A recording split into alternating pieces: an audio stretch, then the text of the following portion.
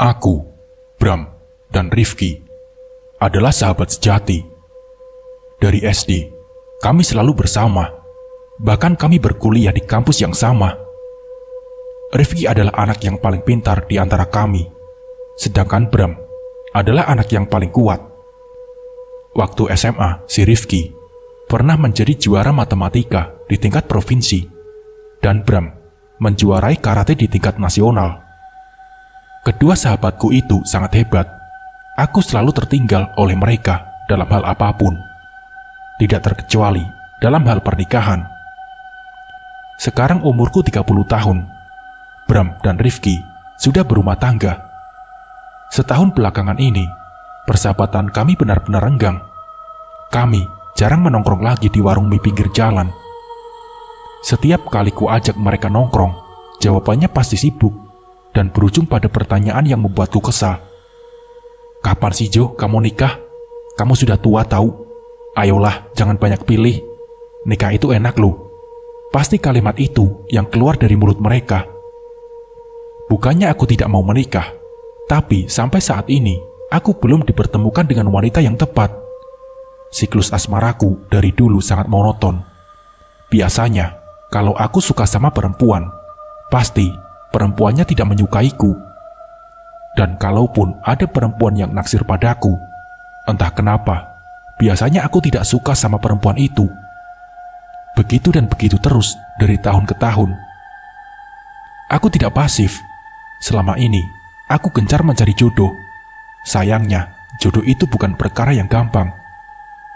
Aku mencari wanita yang bersifat baik, sebab mau bagaimanapun sifat seseorang tidak akan bisa diubah, karena itu adalah bawaan alamiahnya. Makanya daripada aku menyesal di kemudian hari, lebih baik memilih dengan hati-hati. Di hari Minggu pertengahan Agustus, aku datang ke acara pernikahan teman lamaku di Depok. Iya, seperti biasanya, aku selalu datang seorang diri, sementara Bram dan Rifki bersama istrinya. Setelah bersalaman dengan pengantin, aku pergi ke prasmanan dan mengambil makanan secukupnya.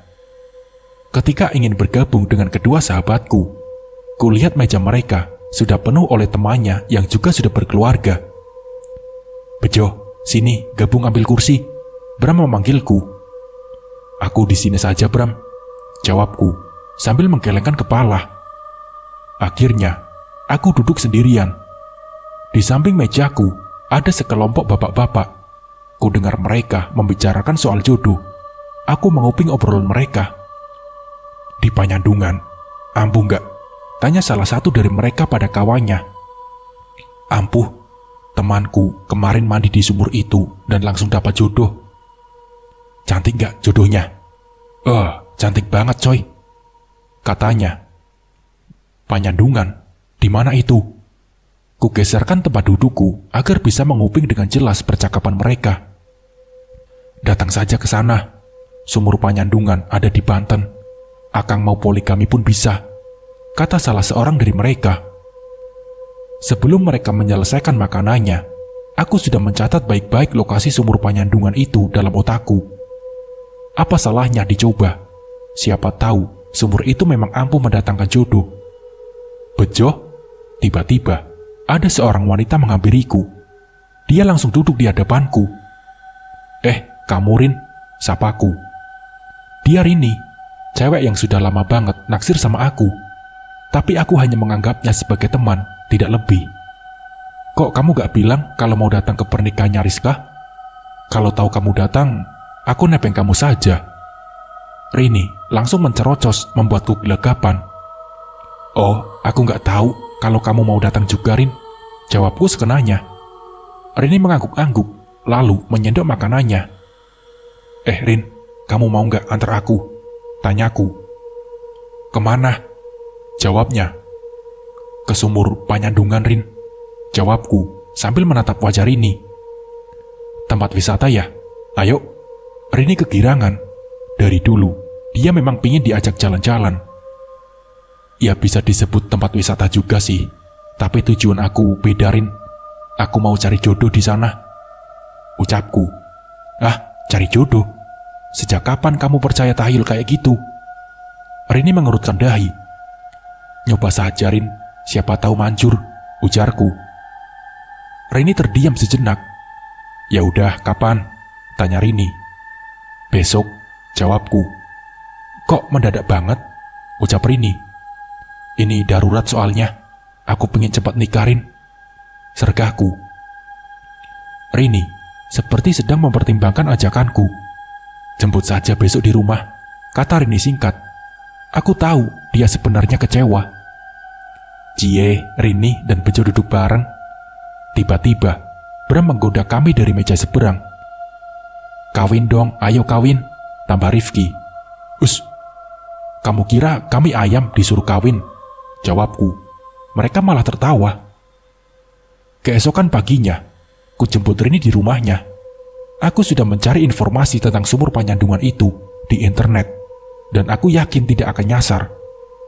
Kami berangkat naik kereta. Setibanya di stasiun tujuan, perjalanan dilanjutkan dengan naik mobil angkot menuju lokasi sumur penyandungan. Kami berdua tiba di sebuah perkampungan. Aku sempat bertanya pada salah satu penduduk di sana tentang keberadaan sumur penyandungan. Katanya, kalau aku mau ke sana, harus izin terlebih dahulu pada kuncenya, yaitu Abah Maman. Kami pun dibawa oleh salah satu warga menuju rumah Abah Maman. Ternyata, Abah Maman ini orangnya sangat ramah. Dia dan istrinya menyambut kedatangan kami dengan baik. Makanan ringan disuguhkan. Kami juga dibuatkan teh hangat oleh istrinya Abah Maman. Abah paham soal itu. Jodoh memang kadang susah, kadang gampang. Banyak orang yang datang ke sumur ini untuk meminta didekatkan dengan jodohnya. Tapi ingat, tidak semuanya manjur. Ada yang gagal juga, tergantung nasibnya masing-masing. Ucap Abah Maman. Aku mengangguk, sementara Rini hanya mendengarkan saja. Dia tidak berkomentar sedikit pun. Aku tahu kalau Rini tidak percaya dengan hal gaib seperti ini. Apa yang harus saya lakukan, Bah? Tanyaku. Nanti jam 1 malam, Abah antar kamu ke sumur itu. Kamu harus mandi di sana. Sekalian nanti kita sesajenan. Ucap Abah Maman. Aku begadang sampai jam 1 malam. Sementara Rini sudah tidur dengan nyenyak. Sengaja tidak kubangunkan. Kasihan, Rini pasti capek. Biar aku saja dan Abah Maman yang pergi ke sumur penyandungan. Jam 1 malam, kami berangkat ke sumur penyandungan. Lokasinya ada di belakang kampung. Kami melintasi perkebunan kopi milik warga. Tidak ada lampu di sepanjang jalan menuju sumur. Kami menggunakan senter sebagai penerang jalan. Ada hal mengerikan yang aku tahu dari internet tentang sumur penyandungan. Ternyata, lokasi sumur itu bersebelahan dengan pemakaman umum. Setibanya di sumur, aku disuruh buka baju. Abah Maman duduk bersila di belakangku sambil berkomat-kamit membaca mantra. Tidak lama kemudian, dari kejauhan, terlihat seorang perempuan mengenakan kebaya putih, berdiri di antara pohon-pohon kopi. Perempuan itu memandangiku dengan tatapan datar. Siapa dia?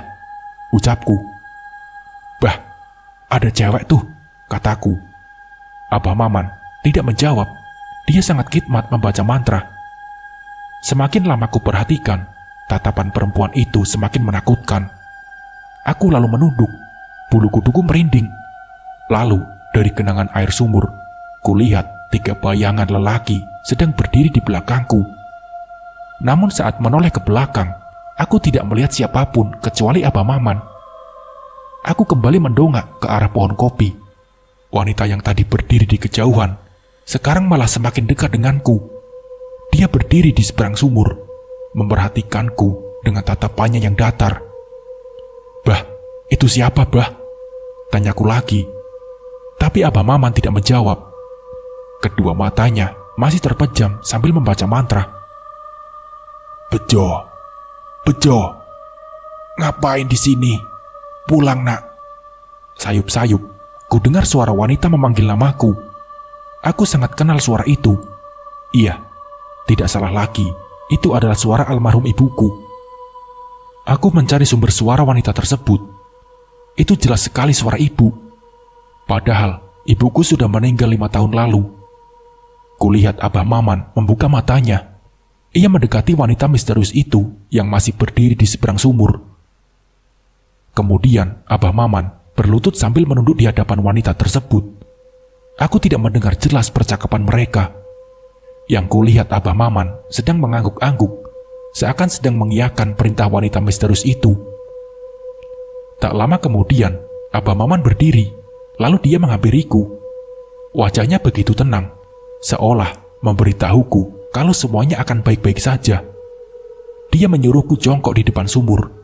Kemudian Abah Maman meraih gayung batok yang mengambang di permukaan sumur. Aku sempat menoleh pada wanita misterius itu, dan ajaibnya, dia sudah menghilang entah kemana. "Bah, wanita tadi siapa, Bah?" tanyaku kepada Abah Maman. "Dia Nyai penunggu sumur ini," jawab Abah Maman sambil mengguyurkan air ke tubuhku. Aku menggigil. Air sumur Panyandungan terasa sangat dingin. "Penunggu sumur? Jadi wanita tadi setan, Bah?" tanyaku. Gigiku berkemelutuk saking dinginnya. "Bukan setan, tapi jin baik penunggu sumur Panyandungan." Abah Maman kembali mengguyurkan air ke tubuhku. Jujur saja, aku tidak tahu apa bedanya antara setan dengan jin. Kuusap air yang membasahi wajahku. "Bah, tadi ada suara almarhum ibuku, Bah. Ada apa ya?" tanyaku lagi. "Di sini banyak dedemit. Kamu harus hati-hati. Jangan terpengaruh sama suara apapun, termasuk yang menyerupai suara ibumu itu." Dia menasihatiku.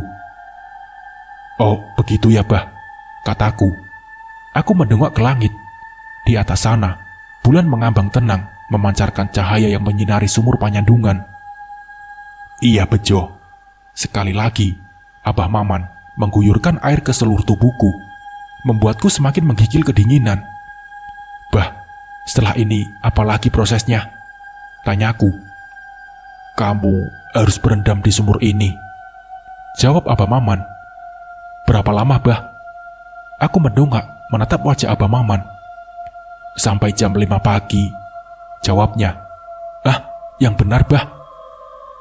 Jelas aku terkejut mendengar perkataannya. "Iya, nanti akan ada banyak godaan selama kamu berendam di sumur ini. Ingat, apapun yang kamu lihat atau dengar, jangan sekali-kali keluar dari sumur Panyandungan. Kalau kamu keluar dari sumur ini, otomatis kamu gagal." Jelas Abah Maman. Tampaknya dia sudah menyelesaikan guyuran terakhirnya. Baik, Bah. Tapi Abah Maman nungguin aku kan di sini?" tanyaku ragu-ragu. "Oh, tidak. Abah mau pulang. Nanti pagi Abah kesini lagi," jawab Abah Maman. "Wah, yang benar, Bah. Aku takut sendirian di sini, Bah," sergahku. "Kamu lebih takut sendirian di sumur ini apa jadi bujang lapuk seumur hidup?" tanya Abah Maman sambil terkekeh. Tapi, Bah," jawabku. Sudah, ikuti saja perintah Abah. Abah yakin kalau kamu kuat berendam di dalam sumur ini, kamu pasti segera dapat jodoh," jawab Abah Maman. Aku menunduk, jantungku berdegup lebih cepat. Aku tahu kalau sumur ini angker dan aku akan berendam sendirian di sini. "Tapi tetap pakai senter kan, Bah?" tanyaku lagi. Kupeluk tubuhku sendiri yang menggigil kedinginan. Saat ini, aku hanya mengenakan celana kolor yang sudah basah kuyup. "Iya, nanti Abah tinggalin 1 senter di sini," katanya. Tidak lama kemudian, aku disuruh masuk ke dalam sumur itu. Ternyata kedalaman sumur Panyandungan hanya sedadaku. Agar bisa bernapas, aku harus berdiri sampai jam 5 pagi di dalam sumur ini. Abah Maman menggantungkan lampu senter pada dahan pohon kopi dekat sumur. "Abah pergi dulu ya. Nanti pagi Abah balik lagi ke sini," ucap Abah. Iya, Bah." Timpalku terbata-bata. Aku ditinggalkan seorang diri di sumur ini. Abah Maman tidak memberiku mantra apapun. Dia hanya menyuruhku agar tidak keluar dari sumur itu. Ku coba memejamkan mata sebisa mungkin aku menahan dingin di sekujur tubuhku.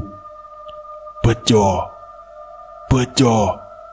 Tiba-tiba terdengar suara lirih seorang wanita di hadapanku. Saat ku buka mata, ternyata ada Rini yang juga berendam di dalam sumur itu. Dia menatapku sambil tersenyum. Rini, ngapain di sini? Aku terheran-heran melihat Rini ada di hadapanku. Bejo, tolong aku, ucap Rini. Tolong kenapa, Rin? Aku melangkah mendekatinya. Di belakang kamu, Bejo. Wajah Rini ketakutan. Dia seperti melihat sesuatu yang mengerikan. Dengan perlahan dan ragu-ragu, aku menoleh ke belakang. Tapi anehnya, tidak ada apa-apa di belakangku. Hanya ada senter yang menggantung di dahan pohon kopi. Gak ada apa-apa kok. Astaga. Saat aku kembali membalikkan badan, kulihat wajah Rini rata semua. Yang terlihat hanya permukaan kulit. Aku menahan diri untuk tidak keluar dari dalam sumur itu. Ku pejamkan mata, tubuhku bergemetar kedinginan.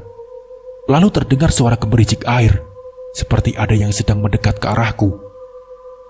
Bejo, Bejo. Sebuah tangan yang kasar dan berbulu meraba wajahku. Aku tidak berani untuk membuka mata, karena sosok di hadapanku pasti sangat mengerikan. Tolong, jangan ganggu aku, kataku sambil menggigil. Di dalam air juga ada sebuah tangan yang meraba kakiku. Kurasakan kukunya yang panjang merayap di atas kulitku. Selama berendam di sumur itu, aku terus diganggu makhluk gaib. Kadang ada yang meniup kupingku. Ada suara teman-temanku yang seakan sedang ngobrol di pinggir sumur. Dan yang tidak kalah mengerikan adalah aku mendengar kembali suara almarhum ibu yang menyuruhku untuk pulang. Untungnya, tekadku sangat kuat. Sampai pagi tiba, aku berhasil berdiam diri di dalam sumur itu. Abah Maman pun datang. Dia menyuruhku untuk keluar dari dalam sumur. Sambil tersenyum, dia memberiku sebuah handuk. Selamat Bejo, kamu berhasil. Abah yakin jodohmu akan segera datang, ujar Abah Maman sambil menepuk pundakku. Mimpi itu datang lagi untuk yang ke-10 kalinya. Dalam mimpi, aku melihat pasar malam di pesisir pantai. Di sana, ada seorang perempuan bernama Novi. Dia begitu manis, tingginya semampai, tubuhnya indah gemulai. Setiap kali dia tersenyum, terlihat lesung di pipinya sebelah kiri. Namun yang membuatku heran, ke-10 mimpiku itu sama. Baik tempat atau adegannya, sama sekali tidak ada yang berbeda. Mungkin hanya orang gila yang percaya pada mimpi. Tapi rasanya aku memang sudah gila. Aku mulai percaya dengan mimpiku itu. Barangkali itu adalah sebuah isyarat. Ku ingat-ingat setiap objek yang terlihat di mimpi itu. Ku raih buku catatan dan mulai menuliskan satu persatu. Kutulis pasar malam, pantai, SMKN 3, dan seorang ibu pedagang sawu. Semua itu kulihat dalam mimpi. Aku menggelengkan kepala. Semua objek yang kutulis ini belum cukup untuk menggali informasi tentang lokasi pasar malam itu. Tidak lama kemudian, aku tersentak karena ingat sebuah objek. Dalam mimpi itu, aku juga melihat sebuah bis pariwisata bertuliskan rombongan ziarah makam Syekh Asnawi. Segera ku cari lokasi makam Syekh Asnawi di internet. Dan ternyata makam itu memang ada. Lokasinya tepat di pesisir pantai Caringin, Pandeglang. Aku juga mencari tahu tentang SMKN 3 di sana. Lagi-lagi, mimpiku benar. Sekolahan itu memang ada di Caringin. Bulu kuduku seketika merinding. Mimpi itu bukanlah sebuah kebetulan. Aku tidak boleh menyanyiakannya. Pada hari Sabtu, aku berangkat sendirian ke Caringin. Banyak bis-bis pariwisata yang mengangkut para peziarah. Aku sama sekali tidak mengenal siapa itu Syekh Asnawi. Setelah ku cari tahu di internet, ternyata dia adalah seorang ulama besar di Banten. Syekh Asnawi terkenal sebagai ulama yang aktif menentang kolonialisme Belanda. Bahkan, beliau sempat dijebloskan ke penjara oleh Belanda karena pemberontakannya dianggap mengancam kedudukan Belanda. Pencarianku semakin menemukan titik terang saat melihat seorang ibu-ibu pedagang sawu di pinggir jalan Tidak salah lagi, wajahnya mirip dengan yang kulihat dalam mimpi. Segera ku hampiri ibu tersebut. Aku bertanya soal pasar malam di pesisir pantai. Oh, pasar malam ya? Mas, dari sini lurus. Nanti pas ketemu gang pertama, Mas masuk. Dan dari sana tinggal lurus aja, Mas. Pasar malamnya dekat pantai, Mas, ucapnya. Jadi benar ada pasar malam di sana, Bu? Tanyaku. Iya, ada, Mas, jawabnya. Iya, Bu, baik, terima kasih ya, jawabku. Aku langsung menuju ke lokasi yang ditunjukkan oleh ibu penjual sawu. Benar saja, aku ingat betul kalau ini adalah pasar yang kulihat dalam mimpi. Aku harus menunggu sampai pasar ini ramai pengunjung. Selepas maghrib, pengunjung mulai berdatangan. Para pedagang sibuk menjajakan dagangan mereka. Namun aku tidak tahu apa yang harus aku lakukan di sana. Untuk beberapa saat, aku hanya nongkrong di tukang bakso, sambil memperhatikan lalu lalang pengunjung. 2 jam berlalu, aku tidak belum juga melihat wanita yang ada di dalam mimpiku. Malam semakin larut, para pengunjung satu persatu meninggalkan pasar malam. Pedagang juga mulai membereskan tenda mereka. Tapi aku belum juga melihat wanita itu. Mungkin mimpi itu hanya bunga tidur. Aku memutuskan untuk pergi dari pasar malam itu dan mencari penginapan terdekat. Namun sesaat sebelum pergi, ekor mataku menangkap seorang wanita berkerudung merah yang sedang membeli nasi goreng. Kuperhatikan baik-baik wajah wanita itu. Tidak salah lagi, dia adalah wanita yang kulihat di dalam mimpi. Tanpa banyak basa-basi lagi, aku langsung menghampirinya. Novi ya? Tanyaku. Wanita itu tampak bingung. Siapa ya? Tanyanya. Kenalin, aku Bejo. Kusodorkan tanganku ke wanita itu. Ragu-ragu, dia menyambut tanganku. Novi, timpalnya singkat. Untuk beberapa saat kami sama-sama diam. Kamu siapa? Tahu namaku dari mana? Tanya dia lagi. Sangat konyol kalau aku bilang tahu dari mimpi. Dari media sosial. Aku suka lihat sosial media kamu, ucapku. Oh, begitu ya, kata Novi. Aku sangat bahagia. Itu adalah pertemuan yang paling berkesan dalam hidupku. Semakin lama, aku dan Novi semakin akrab. Ternyata dia sudah tidak punya orang tua. Dia hanya tinggal bersama kakak laki-lakinya.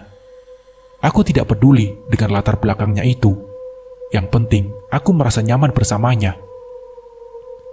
2 bulan dekat dengan Novi, akhirnya aku memutuskan untuk menikahinya. Pernikahan kami sangat meriah.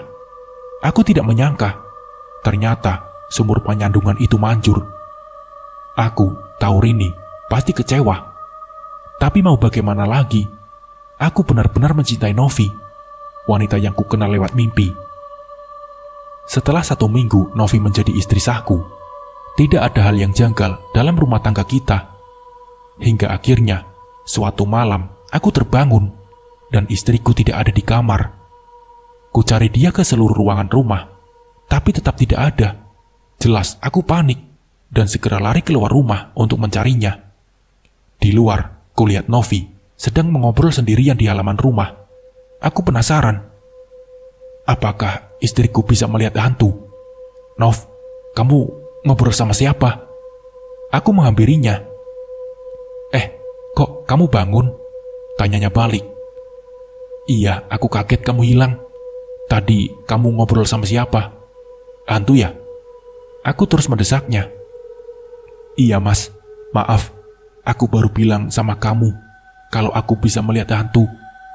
Tadi ada pocong mas yang mau masuk rumah kita. Tapi sudah aku usir, jelas Novi. Aku tidak menyangka kalau istriku ternyata seorang indigo. Nanti kita bicarakan lagi soal ini. Sekarang ayo kita masuk, ajakku. Selain kejanggalan itu, aku juga mulai mempertanyakan ketaatannya terhadap ajaran agama. Soalnya selama tinggal serumah dengan Novi, aku tidak pernah sekalipun melihatnya sholat, apalagi mengaji. Pernah suatu malam, saat aku sedang membaca Al-Quran, Novi menghampiriku dengan wajahnya yang panik. Mas, aku lagi sakit gigi. Baca Al-Qur'annya nanti saja ya, ujar Novi. Dia menyuruhku untuk berhenti membaca Al-Qur'an. Aku bingung. Katanya dia sakit gigi, tapi dia tidak mau diajak ke dokter. Tampaknya memang ada sesuatu yang belum ku ketahui tentang Novi.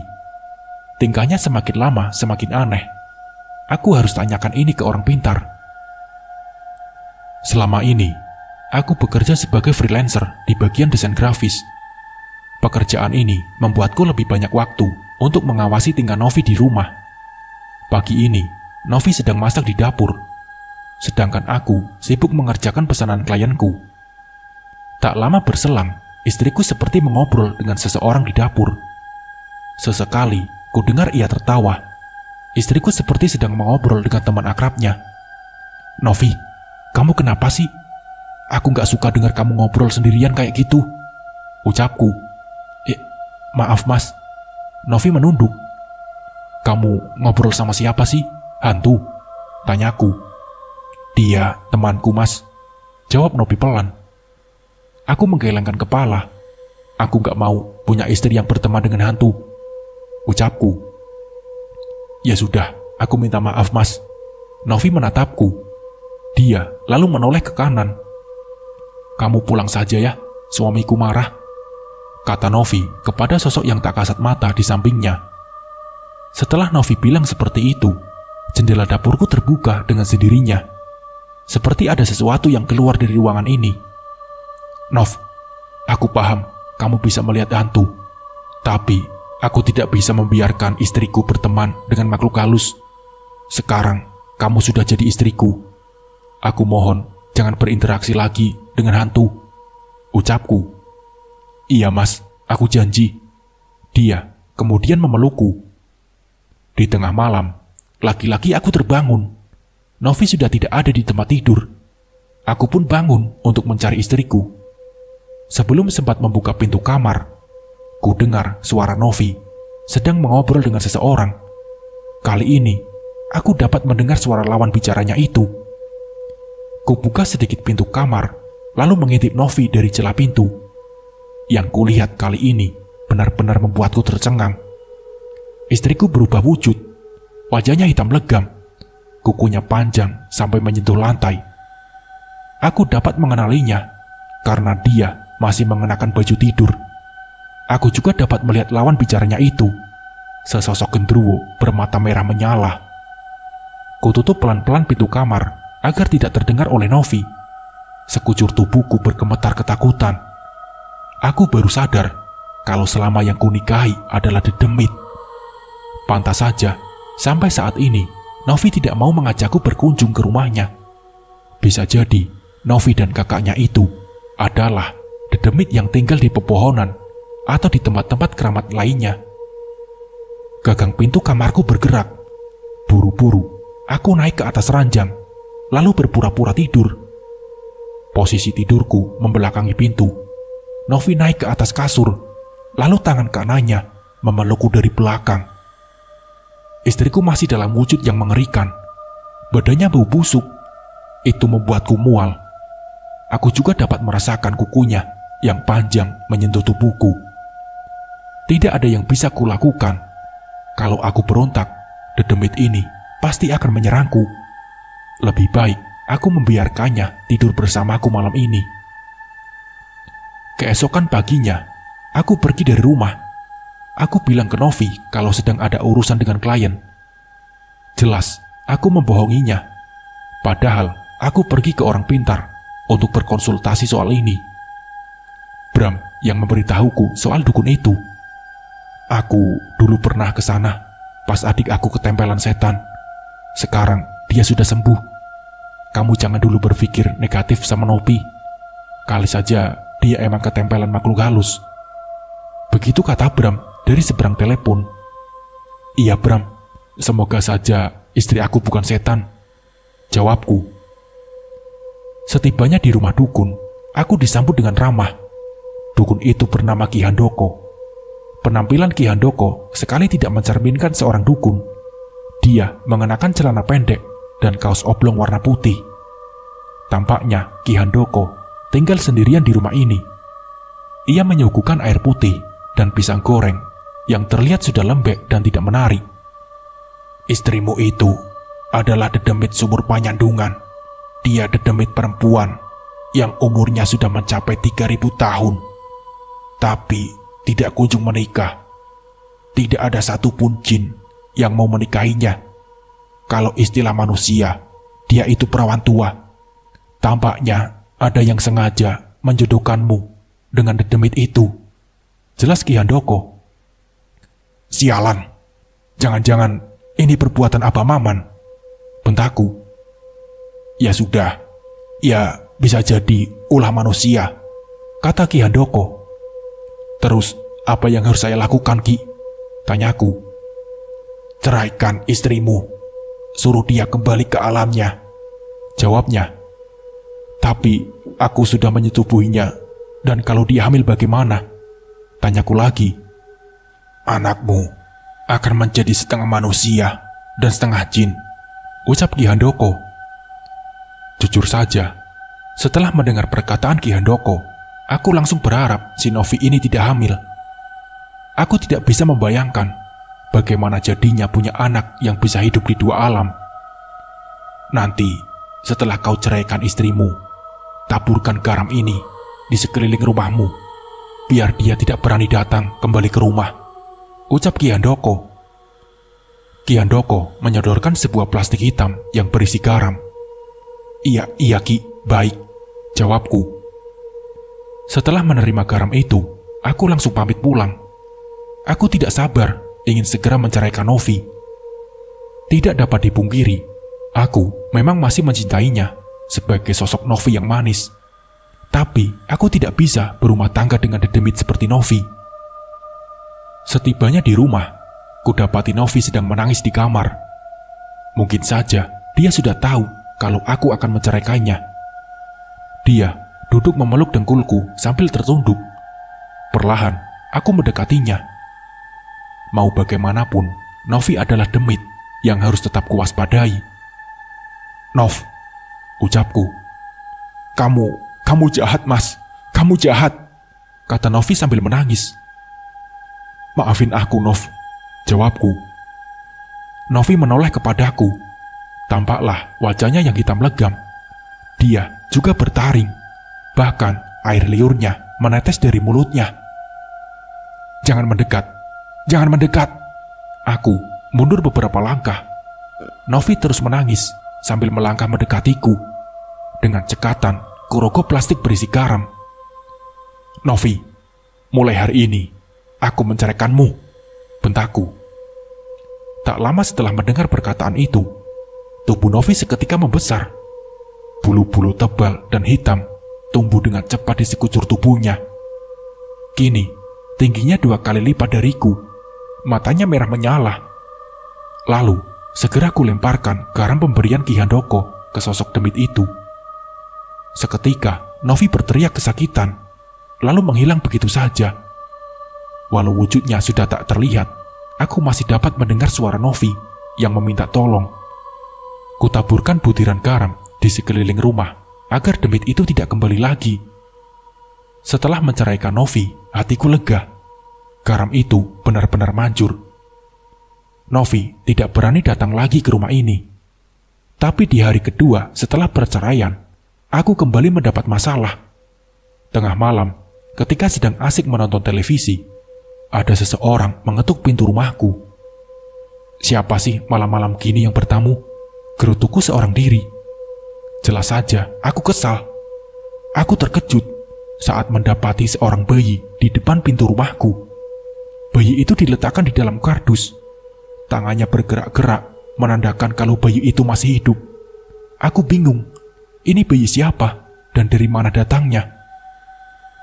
Mas, bayi-bayi kita sudah lahir, Mas, teriak Novi dari kejauhan. Dia berdiri di luar gerbang rumah. Bayi-bayi, aku mengerutkan dahi. Tak lama kemudian, di sekeliling Novi ada banyak bayi yang melayang. Jumlahnya banyak sekali. Mungkin 100 atau mungkin saja lebih dari itu. Aku melahirkan 301 bayi, Mas. Dan hanya 1 yang berwujud manusia. Aku titip satu anak ini ke kamu, Mas. Tolong jaga dengan baik. Novi tersenyum lagi. Dia kemudian pergi begitu saja. Aku tidak menyangka bakal punya anak sebanyak itu. Dan sekarang mau kuapakan anakku ini? Mana bisa aku mengurus bayi sendirian? Oh ya, aku tidak perlu mengurusnya. Nanti biar babysitter yang mengurus bayi ini. Ku bawa bayi dalam kardus itu masuk ke dalam rumah, lalu kuletakkan di atas tempat tidur. Bayi itu bertelanjang badan, tapi dalam keadaan bersih. Ternyata dia perempuan. Aku harus segera menamainya. Kira-kira nama yang cocok apa? Claudia. Iya, ku namai dia Claudia. Anakku tumbuh dengan sehat. Aku tidak jadi membayar babysitter. Aku sendiri yang mengurusnya. Biar kelak dia bisa akrab denganku. Novi kadang datang ke rumahku untuk menjenguk anaknya. Aku sering melihat ayunan Claudia bergerak sendiri. Tidak jarang popoknya sudah ada yang ganti. Padahal aku sama sekali belum menggantinya. Novi, istriku yang telah aku ceraikan, yang ternyata dedemit itu, selalu ada di rumah ini. Mungkin efek garam itu sudah hilang. Aku sengaja membiarkan Novi sesekali menjenguk anaknya, asal tidak menggangguku saja. Walau aku tahu Novi sering mengunjungi Claudia, tapi Novi tidak mau menampakkan diri di hadapanku. Berbeda dengan anak-anakku di alam gaib. Aku melihat mereka melalui CCTV. Sebanyak 300, anakku sering nongol di jendela kalau aku lagi tidur. Mereka lucu-lucu dan menggemaskan. Saat Claudia menginjak usia 6 tahun, aku pindah rumah ke pusat kota agar anakku bisa bersekolah di SDN favorit. Lebih dari itu, rumah ini juga menyimpan terlalu banyak kenangan bagiku. Aku harap Novi tidak mengikuti kami. Kalau Claudia sering berinteraksi dengan ibunya, aku takut dia jadi indigo.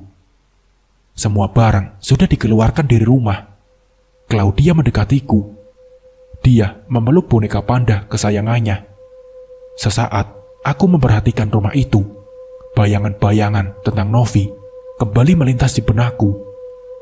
Aku melangkah masuk ke dalam rumah. Kurogoh spidol dari dalam saku celana. Lalu kutulis sebuah pesan untuk Novi di dinding. Novi, kami mau pindah rumah.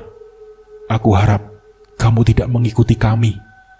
Biarkan Claudia tumbuh dewasa, menjadi manusia seutuhnya. Aku juga titip 300 anakku padamu. Jaga mereka baik-baik ya. Aku sayang kamu, Novi. Nah, seperti itulah kisahnya. Semoga dari kisah ini kita bisa mengambil hikmah dan pembelajarannya. Mungkin cukup sekian dari saya. Wassalamualaikum warahmatullahi wabarakatuh.